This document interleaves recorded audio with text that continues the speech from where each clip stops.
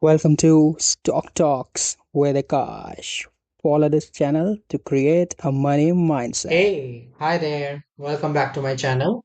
And today we'll be discussing about EV by EBITDA ratio. So, what is EV by EBITDA ratio? It's a valuation metric which is used to compare if a company is cheap or if it is expensive. It is also used to compare two different companies across the countries as well because the EBITDA doesn't take into account the accounting practices, the state taxes, and the loans, the capital structure that the company has taken. So it ignores all of that. So you can compare one company in India with the similar company in the US. Of course, when we are comparing it, we are assuming that other things are same in both the companies. Of course, that is not always the case because there are economic factors that differ. However, we assume while comparison. So now let's go into it. What is this ratio? So to put it simply, it is how many times of the current year's EBITDA you have to pay to acquire the whole enterprise value. So if you take the EBITDA to the denominator, that is what is the ratio EV by EBITDA.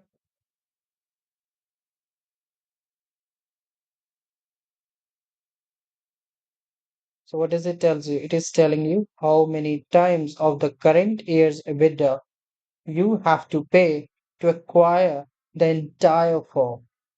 Let's come to the interpretation part. Interpretation. The higher it is, the expensive it is. And the lower it is, the cheaper it is. It is as simple as that. Okay, no rocket sciences. Now, do what do you say? Is 10 higher or is 10 cheaper? So there is no market standard set for this. For of course we have a bit of range, however, it could jump any time. Okay. Mostly for utilities or capital intensive industries, it is around like 10.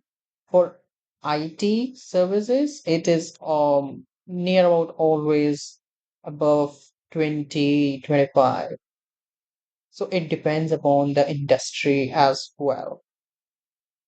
Okay. Now let's see how do we interpret it by using the site.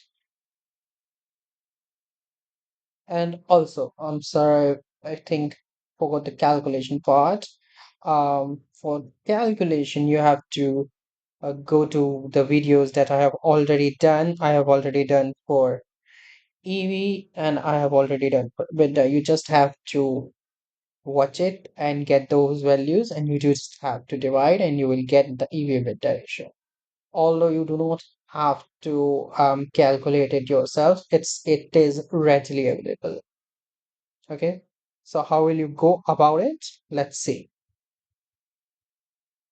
So you have to go to your broker's website. My is Zerodha, so I'm using the Tijori website. How will you get EV beta ratio? So we are over here, overview. That's the home screen. You have to search whichever company you want it to. I am showing you for Anant Raj. You have to click on financials. Then you have to click on ratios. It will take you to the ratios. and then you have to scroll down. Over here, you got your ratio, EV by EBITDA ratio. Okay, so this 31.96, which is here, is the EV EBITDA for the year.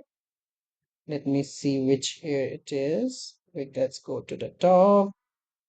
So for March 2025, it is 31.96. Now, is it cheap? Is it expensive? How will you get to know it? You will only get to know it by comparing it with others. Okay. For that, let's go to the overview section again. Now, let's see. Because what 31.96, you will not get to know it. Always have to compare it with something to know if it is cheaper or if it is expensive. Okay. You have to click on price chart. You have to see valuations. Now you have to see EV by EBITDA. So let me just take you through it. Um, so if you could see EV by EBITDA for 1 year period, the median EV by EBITDA is 41.2. And for 2025, it was something else. Let's see the current one, the trailing 12 months. It's 33. So it is currently cheap as compared to its historical prices, which you can see from the graph. It is very much evident. Now, it was first thing that you can compare a company with itself. Now, let's see how can you compare it with the others. So to compare it with others, of course, you have to take a subscription for this Tijori. But however, let me just show you. You can take a subscription if you want to, or you can go to the website of its competitor, type the company name, and then you can see as well. For one, we have access. So let's just click on Shobha. It is his competitor. So clearly, we are comparing from 1 year time frame. Shobha is Vida is 58. So Shobha is much more expensive than Anant Raj. Okay. We are assuming everything else is same, although that is of course not the same. That is why for few companies it is expensive and people are ready to pay a premium price for that company. And let's just again deselect it. Okay, you can compare it with industry average. Over here, let's use the real, because Anant Raj is a real estate company. Let's see how it is priced as compared to the industry. So let's compare it with industry, and so the jewelry industry index. We have to see which companies are there, but of course, we do not have right now the visibility. So the Tijori real estate index shows that it is 39.48, and Anant Raj is what? It's 34 or 33. So it is currently cheaper as compared to the industry average.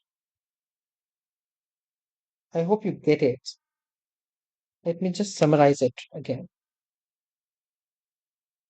If EV by EBITDA of Anant Raj is greater than industry,